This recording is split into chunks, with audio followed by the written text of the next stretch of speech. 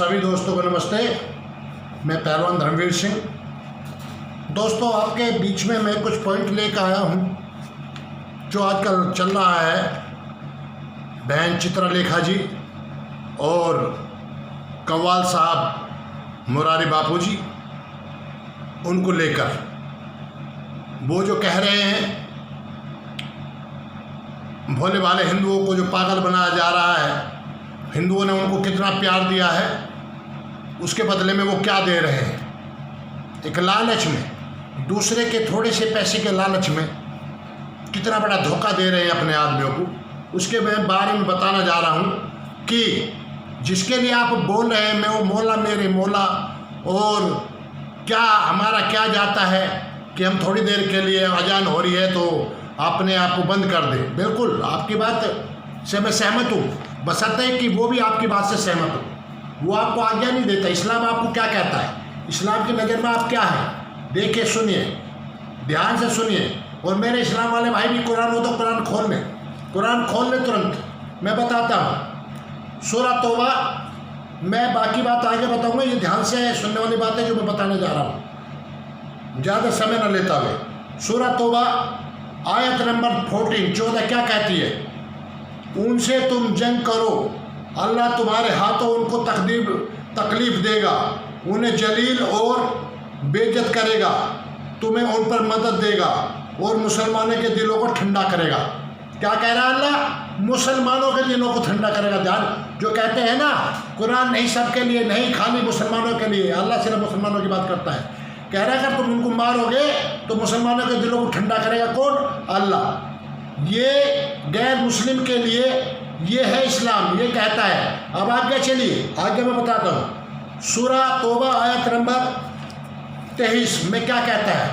आपका तो जब होगा इस्लाम, अपने भाइयों के लिए क्या कह रहा है? जो ईमान नहीं लाए, जो इस्लाम को नहीं मानते, उनके लिए क्या कह रहा है? ध्यान से सुनिए। उन्हीं को जो इस्लाम वाले हैं, जिन्होंने जो ईमान भी लिया है, उनको क्या कह रहे हैं? अगर उनका बाप ना माने, उनका भाई ना माने, देखिए क्या कह रहा है। सूरा तौबा आयत नंबर 23, हे ईमान वालों, अपने पिता और अपने भाइयों को दोस्त न बनाओ अगर वे कुफ्र को ईमान से ज़्यादा अच्छा समझे। तुम में से जो भी उनसे प्रेम रखेगा वह पूरी तरह गुनाहगार जालिम है। अल्लाह ताला क्या कह रहा है? अगर जो ईमान नहीं लाए, जो इस्लाम कबूल नहीं किया, इस्लाम को नहीं मानते हैं, जो ईमान नहीं लाए हैं, बेईमान है, उनके लिए कह रहा है। अपने बाप और भाई के लिए, उनके सगे बाप और भाई के लिए भी क्या कह रहा है? जो सगे बाप और भाई के लिए भी मना कर रहा है। तो बहन चित्रलेखा, कुरान को पढ़ो और जानो, इस्लाम को जानो। और मौलानी कव्वाल साहब, आपने पढ़ा कुरान को, जाना क्या? या सिर्फ हिंदुओं को धोखा देना सीखा है? इससे ज़्यादा कुछ नहीं सीखा। आप फ्री में किसी का एडवर्टाइजमेंट करेंगे क्या? क्या आप किसी के प्रोग्राम में बगैर फ्री जाते हैं, बगैर पैसे लिए? कोई भी कथा करने पैसे लेते हैं कि 2 लाख है, 4 लाख है, 5 लाख, बगैर, वो कहावत है ना हमारे में, बगैर मतलब के तो आप कटी उंगली पे पेशाब नहीं करोगे। तो आप उनका एडवर्टाइज कर मेरे मौला अली अली अली जो डकरा रहे हो। और चित्रलेखा बहन, कुरान को जाना है, इस्लाम को जाना है, उनको धोखा दे रहे हो जिन्होंने आप पे विश्वास किया है। आपकी कथा को सुनते हैं, क्या जाना है आपको? नहीं। अभी और सुनिए आगे, और बता रहा हूं। सूरा तौबा की आयत नंबर 29 क्या कहती है? उन लोगों से लड़ो अल्लाह पर और आखिरत पर ईमान नहीं रखते, जो अल्लाह पर और आखिरत पर ईमान नहीं रखते, यानी कि जिन्होंने इस्लाम कबूल नहीं किया, उन लोगों से लड़ो। अल्लाह कह रहा है मुसलमानों को, जो अल्लाह और उसके रसूल के जरिए हराम की गई चीज़ को हराम नहीं समझते, न सच्चे दीन का कबूल करते हैं, उन लोगों में से जिन्हें किताब अता की गई है, यहाँ तक कि वह जलील होकर अपने हाथों से जिजिया टैक्स अदा करें। यानी कि जलील होकर, यानी कि ज़बरदस्ती जो है इस्लाम कबूल करेंगे और जिजिया टैक्स देंगे। समझ रहे हो? अब आयत नंबर, सूरा तौबा की आयत नंबर 84 क्या कह रही है? मैं बताता हूँ। 84 कहती है कि जो कुफ्र करने वाले, यानी कि काफिर है, जो इस्लाम को नहीं मानते, दुनिया में जितने भी हैं, जो गैर मुस्लिम हैं उनके लिए सूरा तौबा की आयत नंबर 84, ध्यान से सुनिए इस्लाम भाई, इस्लाम वाले भी कुरान खोल लें और देख लें, देखिए क्या कहता है अल्लाह। आप लोग कहते हैं ऐसा तो कुरान में नहीं है, खोलिए और पढ़िए, बताइए लोगों को, तो आप बताएंगे नहीं। कहता है कि उनके जनाजे पर भी नहीं जाना मोमिनो, आपको उनके जनाने पे जो कुफ्र है, जो काफिर है, जो गैर मुस्लिम है, उनके जनाजे पे भी, यानी कि मरे हुए को पे भी श्रद्धांजलि देने नहीं जाना। ये अल्लाह कहता है सूरा तौबा की आयत नंबर 84 में। 85 में क्या कहता है कि यह मोमिनो आपके लिए हुक्म है कि जो काफिर है, जो गैर मुस्लिम है, उनके बच्चों से, बच्चे तो कोई किसी का बुरा नहीं करते न सोचते, उनके बच्चों से और उनकी दौलत से नफरत करो, नफरत करो। कौन कह रहा है? अल्लाह ताला कुरान में, सूरा तौबा आयत नंबर 85 पढ़ लेना मुसलमान भाइयों, वो अभी पढ़ के बताओ, देखो पढ़ के क्या कह रहा है अल्लाह। क्या एक दुनिया को बनाने वाला हो सकता है? क्या परमात्मा कभी भेदभाव करता है किसी में? वो परमात्मा हो नहीं सकता, वो अल्लाह हो नहीं सकता जो भेदभाव करे। यही ये है। देखा चित्रलेखा जी, बहन जी, मुरारी कव्वाल साहब, ये मैंने कुरान से बताया आपको। कुरान, आपको इस्लाम क्या समझता है, क्या कहता है, और आप क्या कह रहे हैं? धोखा दे रहे लोगों को। शर्म नहीं आती आपको? कितना बड़ा विश्वासघात करोगे उन लोगों के पास जिन्होंने आपको इतना बड़ा बनाया, इतना सम्मान दिया।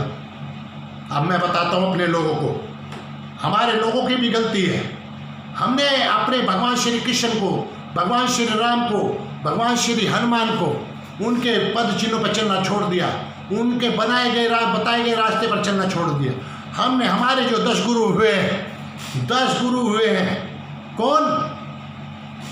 गुरु नानक देव जी, गुरु अंगद जी, गुरु अमरदास जी, गुरु रामदास जी, गुरु अर्जुन सिंह जी, गुरु हरगोविंद जी, गुरु राय सिंह जी, गुरु हरकिशन सिंह जी, गुरु तेग बहादुर जी, गुरु गोविंद सिंह जी।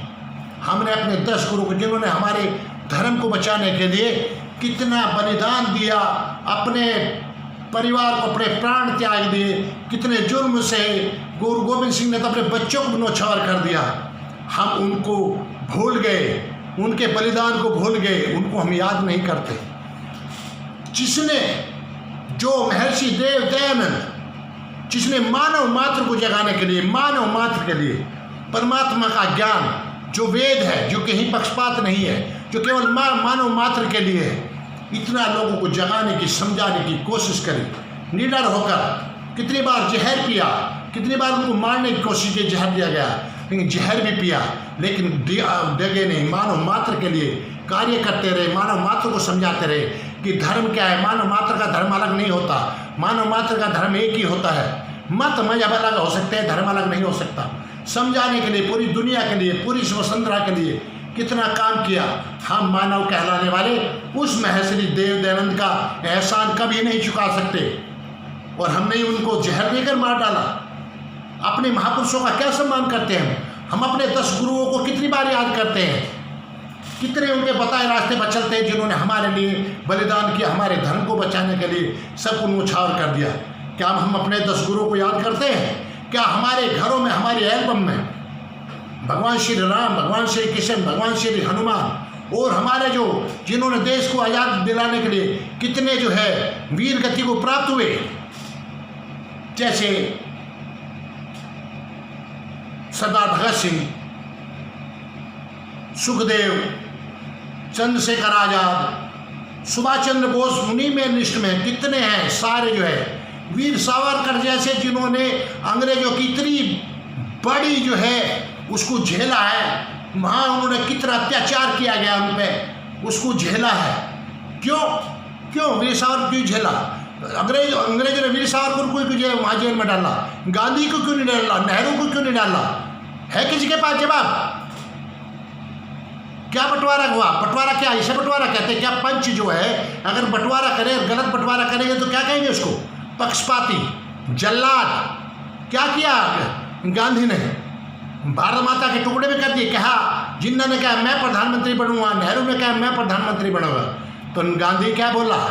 चिंता ना करो, दोनों को प्रधानमंत्री बना देता हूँ, मेरे हाथ में है। भारत माता के टुकड़े कर दिए। एक को जो इस्लामी देश बना दिया और दूसरे को क्या बनाया। दोस्तों, तो मैं आज आपके बीच में थोड़ा सा बताने के लिए, मुझे लाइव आना था लेकिन मेरे लाइव को बंद कर दिया गया फेसबुक के द्वारा। मैंने सूचित किया था मैं 2:30 बजे आऊँगा, इसलिए मैं आपको वीडियो बना के आपके बीच में थोड़ा सा बोलने के लिए आया हूँ। कुछ ज़्यादा बड़ी वीडियो हो जाती है, दिक्कत हो जाती है। तो हम अपने 10 के 10 गुरुओं को कितना याद करते हैं? क्या हम अपने बच्चों को बताते हैं कि हमारे 10 गुरु हुए, गुरु नानक से लेकर गुरु गोविंद सिंह जी तक? क्या हम राम के बारे में बताते हैं? क्या हम भगवान श्री कृष्ण के बारे में बताते हैं? क्या हनुमान के बारे में बताते हैं? बस बता दिया भगवान थे? नहीं, सत्य बताएं कि वो हमारे महापुरुष हैं। वो खुद परमात्मा की उपासना करते थे, उन्होंने परमात्मा के गुण अपने अंदर धारण करे। क्या दयालु और न्यायकारी सबसे बड़ा गुण होता है, दोनों गुण धारण किए। हमें अपने बच्चों को वो सही शिक्षा देनी चाहिए, अपने 10 के 10 गुरु के बारे में बताना चाहिए। हमारे जितने भी जो वीर गति को प्राप्त हुए हैं, महापुरुष हैं, उनके बारे में बताना चाहिए। हमें जिन्होंने मनुष्य मात्र का धर्म क्या है, महर्षि देव दयानंद, उनके बारे में बताना चाहिए। पूरी मानव जाति से महर्षि देव दयानंद का एहसान उतरने वाला नहीं है। मानो या ना मानो, ये आपके ऊपर बात है। तो दोस्तों, मैं आज स्पेशल आप लोगों के बीच में आना था, लाइव आना था, लेकिन मेरा लाइव बंद कर दिया गया। इसलिए मैं शॉर्ट में ये वीडियो के थ्रू आया हूँ कि हमें अपने बच्चों को अपने 10 के 10 गुरुओं के बारे में बताना चाहिए, गुरु नानक से लेकर गुरु गोविंद सिंह तक। हमें जो सत्य है, भगवान श्री राम, भगवान श्री हनुमान, भगवान श्री कृष्ण के बारे में, योगी राज कृष्ण, ये माखन चोर इन वाला नहीं, रसलिया मनाने वाले योगेश्वर कृष्ण नहीं, महाभारत वाला कृष्ण, चक्रधारी योगेश्वर कृष्ण, भगवान श्री कृष्ण के बारे में अपने बच्चों को बताना चाहिए, ताकि हमारे बच्चे चरित्रवान, बलवान बने और उनके गुण अपने अंदर धारण करें। तो दोस्तों, चित्रलेखा जी और मुरारी कव्वाल साहब, ये आपके लिए बताया, ये वैल्यू है आपकी इस्लाम में जो मैंने बताया है। पढ़ लेना, कुरान खरीद के पढ़ लेना।